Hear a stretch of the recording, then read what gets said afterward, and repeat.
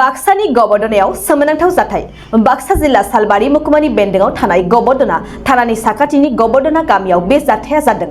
गावनिनो बिमादै आनवारा खातुनखौ गंसे गोफार देगाजों सुदों बियादै बाबुल आलिया हा राननायखौ लानानै बे जाथाया जादों होनना खौराङाव फोरमायदों। बियादैजों गाग्लोबजानाय आनवारा खातुनखौ बरपेटा पाकुरुद्दिन आली आहमेद देहा फाहामसालिसिम लांनाय जायो आरो देगारजों गाग्लोबग्रा बाबुल आलीखौ जायगानि रायजोफ्रा होसो होसो हमनानै पुलिसनो गथायना होयो। আপোনাৰ যিজন ল'ৰা তেখেত হ'লে এই বোৱাৰীজনৰ বা এই মহিলাজনীৰ ভাতিজা হয়। আমি শুনামতে তেওঁলোকৰ ঘৰত মাটি লৈ কিবা এটা কাজিয়া চলি আছে। সেই কাজিয়াৰ মাজত তেওঁ আজি ৰাতিপুৱাৰ পৰা বোলে তেওঁলোকৰ ঘৰত আহি বাহৰ পাতি আছে আৰু এই মহিলাজনীয়ে মাছ ধুই থকা অৱস্থাত তেখেতক ডেগাৰেৰে আক্ৰমণ কৰে আৰু আক্ৰমণ কৰাৰ ফলত তেখেতৰ অৱস্থা ইতিমধ্যে গুৰুতৰ আৰু এই ল'ৰাজনক ৰাইজে ধৰি তেখেতক পুলিচক গতাই দিয়া হৈছে আৰু এই ল'ৰাজনে যি কাণ্ড কৰিছে আজি এই কাণ্ডক আমি নিন্দা জনাইছোঁ। এনেকুৱা ধৰণৰ কাৰ্য হ'ব নালাগিছিল আৰু পুলিচে ইয়াৰ ওপৰত প্ৰশাসন বিভাগে ইয়াৰ ওপৰত উচিত শাস্তি বিহিব বুলি আমি দাবী উত্থাপন কৰিছোঁ। ল'ৰাজনৰ নাম হ'ল বাবুল আলী আৰু মহিলাজনীৰ নাম হ'ল আনোৱাৰা খাতুন। গোবৰ্ধনা গাঁও। হয়, ল'ৰাটোক ইতিমধ্যে পুলিচে আটক কৰিছে। হয়, গোবৰ্ধনা আৰক্ষী থানাত ইতিমধ্যে তেখেতে আছে।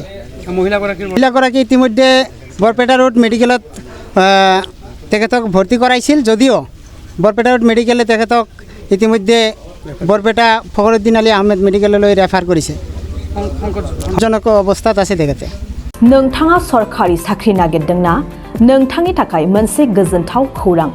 नोंथांनि थाखाय दं एडुकेट पइन्ट, जेराव नोंथाङा सोलोंथाइ लानायनि गेजेरजों सरखारि साख्रिनि गुबुन गुबुन रोखोमनि गोब्राब आनजादफोरखौ उथ्रिसारनो हागोन आरो गावनि आथिङाव गसंथानो हागोन। बे एडुकेट पइन्टआव नोंथांमोना SSC, bank PO, bank clerk, bank SO, UPSC, FSC, defence, railway, state insurance, AAO, ADO एसिस्टेन्टजों लोगोसे स्टेट लेभेल जब आरो माखासे सरखारि साख्रिनि आनजादाव गोनांथि जानाय आयदाफोराव सोलोंथाइ लानो हागोन। मख'नो गोनांदि बे सोलोंसालियाव साख्रिनिल' नङा, बेयाव एमबिए आरो सैनिक स्कुल बायदियाव एडमिशननि थाखाय एन्ट्रेन्स होनो थाखायबो सोलोंथाइ लानो हागोन।